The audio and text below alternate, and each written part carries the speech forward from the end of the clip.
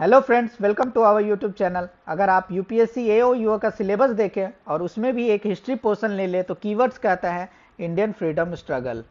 लेकिन आप पिछली बार के पेपर उठा के देख ले तो out of 15 question of history only 2 question have come from Indian freedom struggle.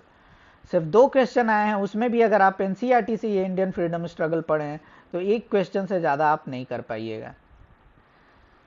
इस वीडियो में हम सिलेबस का detailed overview, strategy for preparation, post के बारे में सारी जानकारी तो जानेंगे ही, साथ में जो लोग इस एग्ज़ाम को देने वाले हैं उनके लिए मैं एक अनाउंसमेंट करने वाला हूं, तो आप ये वीडियो पूरा देखें। मेरा नाम संजीव कुमार है। I am AOU of 2017 batch, presently posted in regional office Shillong, और मेरा रैंक 83 आया था और मार्क्स 115 आया था जब कट ऑफ 110 था। तो अब डिटेल जानते हैं पोस्ट के बारे में। तो ये नोटिफिकेशन यूपीएससी ने निकाला है, इसमें 421 पोस्ट नोटिफाई किया है। पिछली बार नोटिफिकेशन में 257 पोस्ट से, और इसके लिए उन्होंने bachelor's degree as essential qualification रखा है और एज 30 ईयर्स रखा है। ये सारा डिटेल्स हम नीचे डिटेल में डिस्कस करेंगे। तो वैकेंसी तो जिन लोगों ने भरा है एग्ज़ाम के लिए, तो सबसे पहला क्वेश्चन उनके माइंड में आता है कि उनको सैलरी कितनी मिलेगी इस जॉब के थ्रू। तो सबसे पहले वही क्वेश्चन को आंसर करते हैं। तो ये मेरा सैलरी स्लिप है। तो ये आप देख सकते हैं, दिस इज़ माय बेसिक पे एंड दिस इज़ डीए, जो कि 17% है करेंटली। वो आपके बेसिक पे का 17% होता है। आपको ट्रैवलिंग अलाउंस मिलता है 1800 प्लस डीए ऑन दिस 1800। अगर आप काफ़ी महंगे शहर में रहते हैं तो आपको 3600 प्लस उस पर डीए मिलता है। ये सीसीए बोलते हैं इसको, सिटी अलाउंस। उसके अलावा फिक्स मेडिकल अलाउंस होता है, वो 2000 होता है और फिक्स्ड होता है। और ये 5050 जो है 10% ऑफ बेसिक मुझे स्पेशल ड्यूटी अलाउंस मिलता है, क्योंकि I am working in north east. उसके अलावा आपका 10% डिडक्शन होगा बेसिक प्लस डीए का द पेंशन अकाउंट। ये अब मेरा ग्रॉस सैलरी है और ये नेट सैलरी है। जिनको डिटेल में जानना है वो स्क्रीन पॉज करके देख सकते हैं। अगर कोई क्वेश्चन है तो नीचे कमेंट करके पूछ भी सकते हैं। आपका जब रिक्रूटमेंट होगा तो आपका बेसिक पे फिक्स होगा एज 47,600, और आपका हर साल ये इंक्रीमेंट होगा और ये आपका 4 इयर्स के बाद ये लेवल 9 हो जाएगा और यहाँ पे फिक्स होगा as 56,300, which is more than the entry basic pay of a group A officer in level 10। तो ये तो हमने सैलरी के बारे में जान लिया। तो उसके बाद जब सैलरी जान लेते हैं तो उसके बाद दूसरा क्वेश्चन सबके माइंड में आता है कि पोस्टिंग कहाँ होगी। तो पोस्टिंग जानने के लिए हमें ईपीएफओ का थोड़ा सा स्ट्रक्चर पता होना चाहिए। तो स्ट्रक्चर ये है कि हमारा हेड ऑफिस है दिल्ली में, जो कि बीकाजी कामा प्लेस पे है, और उसके अंडर 21 जोनल ऑफिसेज हैं। और जब से जम्मू एंड कश्मीर बना है, एक रीजनल जोनल ऑफिस और ऐड हो गया है, और जोनल ऑफिसेज के अंडर रीजनल ऑफिसेज होते हैं और रीजनल ऑफिसेज के अंदर डिस्ट्रिक्ट ऑफिसेज होते हैं। तो आपकी पोस्टिंग ये रीजनल ऑफिस या फिर डिस्ट्रिक्ट ऑफिस में होगी। तो रीजनल ऑफिस में आपका इनिशियल पोस्टिंग होगा as AO for 1 year. As AO for 1 year आपको रीजनल ऑफिस में रखा जाएगा। उसके बाद आपकी पोस्टिंग कोई भी रीजनल ऑफिस या डिस्ट्रिक्ट ऑफिस में हो सकती है। अगर आपकी पोस्टिंग डिस्ट्रिक्ट ऑफिस में होती है तो आपको एज एन ईओ पोस्टिंग मिलेगा। ईओ का एब्रीविएशन होगा इन्फोर्समेंट ऑफिसर, एओ हुआ अकाउंट्स ऑफिसर। तो इन्फोर्समेंट ऑफिसर और अकाउंट्स ऑफिसर दोनों इंटरचेंजेबल है, और आपको एज एन इन्फोर्समेंट ऑफिसर कुछ दिन रह सकते हैं और कुछ दिन आप अकाउंट्स ऑफिसर भी रह सकते हैं। इसके बारे में भी हम नीचे जानेंगे। तो अब रीजनल ऑफिस में अब दूसरा क्वेश्चन ये आता है कि हाँ, रीजनल ऑफिस में हमारी रैंक क्या होगी। तो रीजनल ऑफिस यूजुअली 2 टाइप के होते हैं, और उसमें रीजनल प्रोविडेंट फंड कमिश्नर द्वारा वो हेडेड होते हैं। तो regional provident fund commissioner type 1 type 2 के बाद एक असिस्टेंट प्रोविडेंट फंड कमिश्नर होंगे। उसके बाद आपका नंबर आता है, और आपके नीचे सेक्शन सुपरवाइजर और सोशल सिक्योरिटी असिस्टेंट और मल्टीटास्किंग स्टाफ्स होंगे। यहीं अगर आपकी डिस्ट्रिक्ट ऑफिस में पोस्टिंग हो जाती है तो that is headed by assistant provident fund commissioner. पहले इसका नाम इंस्पेक्टरेट ऑफिस हुआ करता था, तो इसको that was headed by enforcement officer. अब ये असिस्टेंट प्रोविडेंट फंड कमिश्नर द्वारा हेडेड होता है। उसके बाद आप इन्फोर्समेंट ऑफिसर होंगे और आपके नीचे सोशल सिक्योरिटी असिस्टेंट और एमटीएस होंगे, जिनको यूजुअली लोग क्लर्क भी बोलते हैं। ये तो हमने जानकारी ले ली। अब नेक्स्ट क्वेश्चन आता है कि अच्छा रीजनल ऑफिसेस कहाँ कहाँ हैं। तो रीजनल ऑफिसेस और जोनल ऑफिसेस का लिस्ट मैंने नीचे डिस्क्रिप्शन में अटैच कर दिया है। जिनको डिटेल्ड में जानना है कि कौन कौन से रीजनल ऑफिसेस हैं और क्या मेरा घर के बगल में पोस्टिंग हो सकता है, तो वो आप लिंक से डाउनलोड करके चेक कर लें कि हाँ ये डिस्ट्रिक्ट ऑफिस अगर मेरे घर के बगल में है तो हाँ आपका वहाँ भी पोस्टिंग हो सकता है। अगर रीजनल ऑफिस आपके घर के बगल में है तो वहाँ भी आपका पोस्टिंग हो सकता है। ये तो पोस्टिंग जान लिया। उसके बाद लोग ट्रांसफ़र के बारे में भी पूछते हैं कि हाँ अगर मुझे कोई रीजनल ऑफिस अगर साउथ इंडिया में मिल गया और मैं नॉर्थ इंडिया का हूँ तो क्या मेरा ट्रांसफ़र हो सकता है। तो usually transfer within zones होता है। तो आप जोन्स देख लीजिए, अगर आपका दिल्ली जोन में अगर आपको फर्स्ट इनिशियल पोस्टिंग मिला है तो यूजुअली आपको दिल्ली जोन में ट्रांसफ़र होगा। लेकिन आपकी ऑल इंडिया लाइबिलिटी है और आपका हेड ऑफिस कहीं भी ऑल इंडिया में ट्रांसफ़र कर सकता है। तो ट्रांसफ़र और पोस्टिंग तो हमने देख ही लिया। तो अब नेक्स्ट क्वेश्चन जो आता है कि अच्छा पावर कितना होगा, कि पावर पोस्ट में है कि नहीं, सेटिस्फैक्शन मिलेगा, जॉब सेटिस्फैक्शन मिलेगा या नहीं, तो वो भी हम देख लेते हैं। तो ये मैंने बहुत ज़्यादा डिटेल में नहीं बताऊंगा क्योंकि ये रोल्स एंड रिस्पॉन्सिबिलिटीज़ बहुत ज़्यादा होते हैं और ये अगर मैं बताने लगूंगा तो ये बहुत बड़ा वीडियो हो जाएगा। तो मेनली जो रोल्स एंड रिस्पॉन्सिबिलिटीज़ हैं वो बता देता हूँ आपको। एज अगर एओ पोस्टिंग मिलता है तो आपका मेनली जॉब होगा क्लेम सेटलमेंट करना, पब्लिक रिलेशन यानी पब्लिक से डीलिंग करना। उसके अलावा भी आपको डिफरेंट टाइप्स ऑफ जॉब्स मिल सकते हैं। जैसे कि अगर रिसेंटली असिस्टेंट का नोटिफिकेशन आया था तो एओ को भी भेजा गया था एज सेंटर कोऑर्डिनेटर। तो जैसे सेंटर में जो एग्ज़ाम देने जाते हैं आप लोग, तो as a centre coordinator EO या एपीएफसी को भी भेजा जाता है। तो वहाँ भी प्रेजेंट होंगे। अगर आप यूपीएससी का एग्ज़ाम दे रहे होंगे तो मे भी यहाँ से कोई सेंटर कोऑर्डिनेटर भेजे जाएंगे, तो वो एओ ईओ भी हो सकते हैं। अगर आपको ईओ की तरफ पोस्टिंग मिलता है तो आपका मेनली जॉब होगा इंस्पेक्शन करना एस्टेब्लिशमेंट का। और इंस्पेक्शन करने में ईओ अगर आप हैं तो उस समय आपके पास बहुत सारा पावर होता है। आप सर्च एंड सीजर कर सकते हैं एस्टेब्लिशमेंट का। इसके बारे में भी डिटेल जानकारी लेंगे।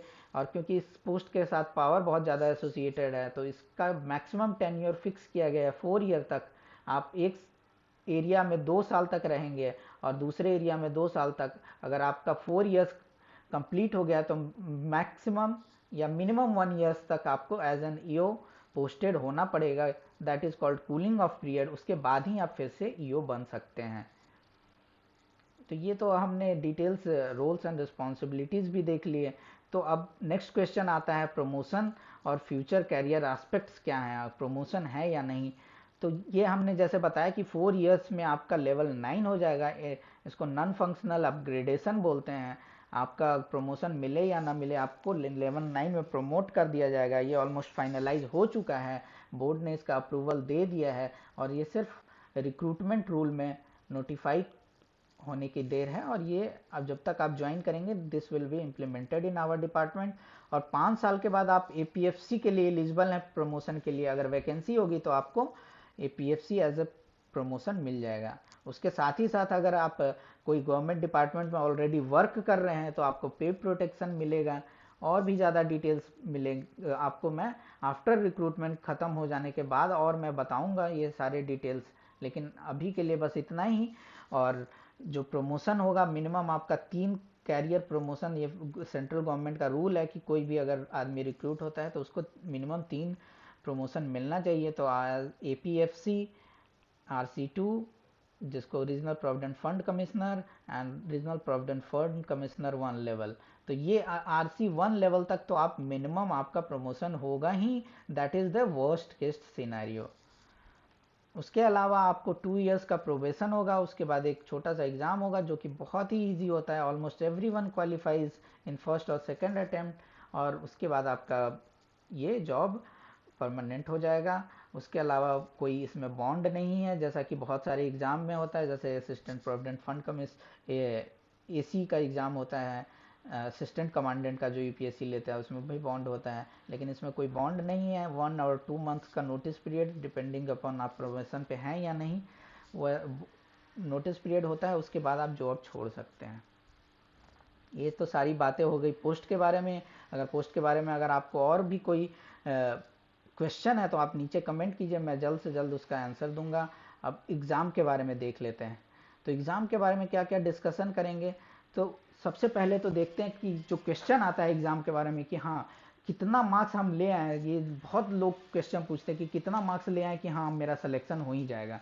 तो उसको जानने के लिए सबसे पहले आपको देखना होगा कि पिछले बार जो एग्ज़ाम हुआ था और इस बार जो एग्ज़ाम हुआ था उसमें क्या डिफरेंस है। तो पिछले बार जो एग्ज़ाम हुआ था तो वो आफ्टर 1999 2017 में हुआ था, यानी 18 इयर्स के बाद हुआ था। तो लोगों में बहुत कम अवेयरनेस था। तो आप देख भी सकते हैं कि सिर्फ 1.5 लाख लोगों ने एग्ज़ाम दिया था, तो मैक्सिमम 5 लाख लोगों ने फॉर्म भरा होगा। लेकिन इस बार जो एग्ज़ाम हो रहा है उसमें ऑलरेडी कंफर्म्ड है कि अराउंड 10 लाख लोग फॉर्म भर चुके हैं। और जैसा कि यूपीएससी ने पहले ही नोटिफाई कर दिया है डेट, तो इट इज़ एक्सपेक्टेड कि मिनिमम 5 लाख लोग तो एग्ज़ाम देंगे ही। That can very. और अगर वर्स्ट केस भी अगर आप ले लेते हैं तो 5 लाख तो नहीं तो कम से कम 3 लाख 4 लाख लोग तो एग्ज़ाम देंगे ही। और क्योंकि वैकेंसी भी डबल हो चुकी है, पिछली बार वैकेंसी 257 था, इस बार वैकेंसी 421 है। तो ऐसा नहीं है कि कट ऑफ इस बार नीचे ही जाएगा, क्योंकि कंपटीशन भी बढ़ रहा है और क्वेश्चन के लेवल पे भी कट ऑफ डिपेंड करता है। तो आप प्रिपेयर्ड रहें कि मिनिमम आपको 60% तो लाना ही है। That is the minimum. आपको 60% स्कोर करना होगा रिक्रूटमेंट टेस्ट में, ताकि आप कंफर्टेबल होके इंटरव्यू देने जाएं। ये सारी बातें तो हो गई। तो अब डिटेल में थोड़ा सा पिछले बार का कट ऑफ भी देख लेते हैं। जैसे पिछले बार का रिक्रूटमेंट टेस्ट का कट ऑफ था 50%, इंटरव्यू का कट ऑफ 50% था। लेकिन अगर आप सिर्फ कट ऑफ पार किए हैं तो आप क्वालिफाई नहीं करने वाले थे, क्योंकि टोटल 100 होता है और फाइनल सिलेक्शन 110 पे हुआ था। और इस बार क्योंकि इंटरव्यू का वेटेज सिर्फ 25% होने वाला है, तो आपका रिक्रूटमेंट टेस्ट उतना ही ज़्यादा इम्पोर्टेंट हो जाता है, क्योंकि रिक्रूटमेंट टेस्ट के बेसिस पे ही अब मोस्टली सिलेक्शन इस बार होगा। तो इस बार आपको ध्यान देना है कि इस तरह से स्टडी कीजिए तो कि आप 60 to 65% तो मिनिमम स्कोर करें ही, ताकि आप इंटरव्यू में कंफर्टेबल होके जा सकें। ये सारी बातें हो गई एग्ज़ाम के एक टाइप से पैटर्न और पिछले बार से क्या चेंज हुआ था उसके बारे में। अब हम देखते हैं कि जो नोटिफिकेशन में नोटिफाई किया गया है डिज़ायरेबल क्वालिफिकेशन। बहुत लोग क्वेश्चन पूछते हैं कि हम मेरे पास तो डिज़ायरेबल क्वालिफिकेशन नहीं है, तो क्या मैं एग्ज़ाम ये भरूं, क्या मुझे प्रेफरेंस मिलेगा कि या सिर्फ डिज़ायरेबल क्वालिफिकेशन वालों का ही सिलेक्शन कर लिया जाएगा। तो इसके लिए आपको ये पहले जानना होगा कि ये डिज़ायरेबल क्वालिफिकेशन आया कैसे। तो पहले के ज़माने में ये डिज़ायरेबल क्वालिफिकेशन कभी एसेंशियल क्वालिफिकेशन हुआ करता था, और जब डिपार्टमेंट का रिस्ट्रक्चरिंग हुआ और न्यू ब्लड का रिक्वायरमेंट हुआ तो उन लोगों ने इसको डिज़ायरेबल क्वालिफिकेशन कर दिया और कंपटीशन को ओपन कर दिया, ताकि ज़्यादा से ज़्यादा डाइवर्स फील्ड के और ज़्यादा highly talented and equipped person आए डिपार्टमेंट में। इसलिए इसको एसेंशियल क्वालिफिकेशन कर दिया गया और साथ ही साथ इंटरव्यू का वेटेज भी कम कर दिया गया है। तो desirable qualification will play very very less role in this. आपको इंटरव्यू में 10% तक वेटेज मिल सकता है इसका, लेकिन उससे ज़्यादा आप एक्सपेक्ट ना करें। तो डिज़ायरेबल क्वालिफिकेशन और एसेंशियल क्वालिफिकेशन दोनों को ही बराबर मेहनत करने की ज़रूरत है इस एग्ज़ाम को क्वालिफाई करने के लिए। और मेरा जहाँ तक सवाल है, मेरे पास कोई भी डिज़ायरेबल क्वालिफिकेशन नहीं था। I was holding an essential qualification only. अब एग्ज़ाम के पैटर्न को देखते हैं। तो एग्ज़ाम के पैटर्न को देखते समय कि आपका recruitment test multiple choice question वाला होगा, तो आपको फोकस क्या करने की ज़रूरत है।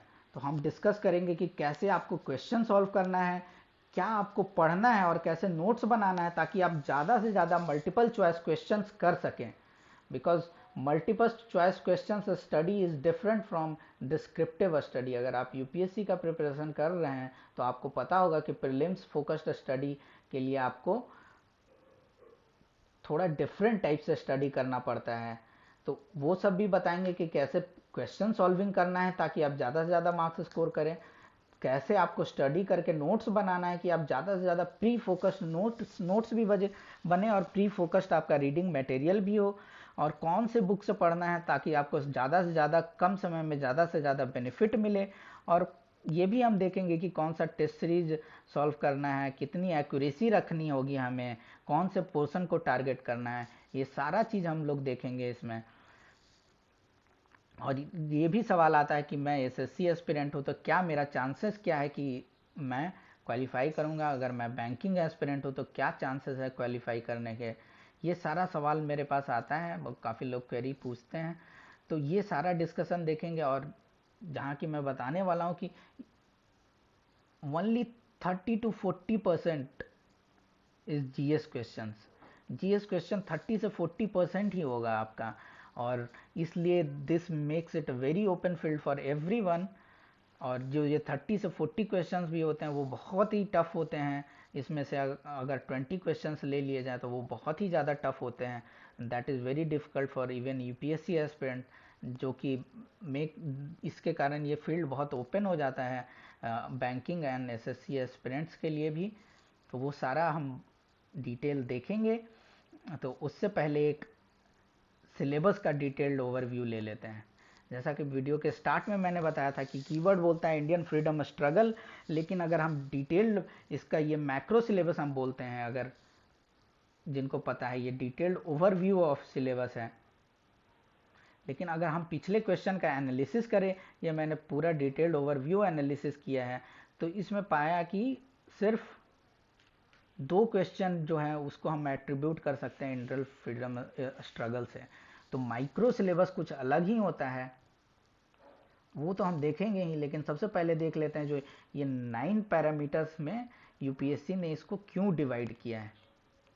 ये 9 पैरामीटर्स में डिवीजन हुआ है, तो देखिए यहाँ पे इंडियन पॉलिटी एंड इकोनॉमी को एक साथ लिखा है यूपीएससी ने, बल्कि ये दोनों सब्जेक्ट बिल्कुल ही डिफरेंट एंड बिल्कुल ही अलग अलग हैं। तो इसको क्यों डिफरेंट लिखा है, क्योंकि अगर आप पिछले साल का वेटेज देखिएगा तो आपको देखेंगे कि सारे पोर्शन से ऑलमोस्ट इक्वल मार्क्स के क्वेश्चन आए हैं। अगर आप मैथ्स का क्वेश्चन देखिएगा तो 15 मार्क्स का क्वेश्चन आया है। देखिए जैसे general science is very different from knowledge of computer applications, तो दोनों मिला के 15 क्वेश्चन पूछा जाता है। तो ऐसा नहीं है कि आपने इंडियन पॉलिटी पे ज़्यादा ध्यान दे दिया और इकोनॉमी पे ज़्यादा ध्यान दे दिया और जनरल अकाउंटिंग आपने मिस कर दिया। तो that will be very miss for you, because दोनों से आपको बराबर ही पूछा जाएगा। तो आपको जितना इन दोनों पे ध्यान देना है उतना ही आपको इस पे भी ध्यान देना है। तो और मैं बताऊंगा भी ये आगे कि अगर आप बैंकिंग पोर्शन वाले हैं तो आपको किस किस सेक्टर को टारगेट करें ताकि आप ज़्यादा से ज़्यादा मार्क्स ले आ सकें। ये सारी बातें तो हो गई। तो पास्ट पेपर का जैसा मैंने एनालिसिस दिया, तो पिछले बार 20 क्वेश्चन इंग्लिश के आए थे, 15 क्वेश्चन हिस्ट्री के आए थे। Current affairs and developmental issue is like a lens, इससे सारे क्वेश्चन स्कैन होते हैं। इसका मतलब ये है कि आपको सारे जगह करंट इवेंट्स के क्वेश्चन आएंगे। जैसे अगर इंडियन पॉलिटी के बात कर ले तो इंडियन पॉलिटी में भी अगर करंट इवेंट्स में जो टॉपिक चल रहा है तो उससे आपके रिलेटेड क्वेश्चन आने के ज़्यादा प्रोबेबिलिटी है। वही सेम है इकोनॉमी के लिए भी। अगर इकोनॉमी में अगर इन्फ्लेशन का बात चल रहा है तो ज़्यादा चांसेस हैं कि आपको इकोनॉमी से इन्फ्लेशन के क्वेश्चन आ जाएंगे। अगर इंडस्ट्रियल रिलेशन लेबर लॉ में अगर लेबर लॉ के चेंजेस के बात चल रहे हैं तो आपके करंट अफेयर्स में ये है, लेकिन आपका ये आने के चांसेस प्रोबेबिलिटी ज़्यादा है। तो इसके क्वेश्चन 5 ही थे जो एट्रीब्यूट कर सके हम करंट अफेयर्स, सिर्फ और सिर्फ करंट अफेयर्स के। लेकिन this is very very important, और ये आपका एक टाइप से लेंस है, इसको लगा के ही आपको बाकी सारा टॉपिक पढ़ना है। ये सारी बातें तो हो गई, ये मैंने डिटेल्ड ओवरव्यू दिया है। ये पेपर का पिछले पेपर का एनालिसिस है कि 1 से 20 क्वेश्चन नंबर आपके 20 क्वेश्चन इंग्लिश के थे, 30 क्वेश्चन नंबर 36 to 40 आपके हिस्ट्री के थे, ये 15 क्वेश्चन था। और ये सेट ए का है। तो आप अगर आपके पास पेपर नहीं है तो आप नीचे बने डिस्क्रिप्शन से आप वो पेपर डाउनलोड कर सकते हैं, साथ ही आंसर की भी डाउनलोड कर सकते हैं और आप चेक भी कर सकते हैं खुद।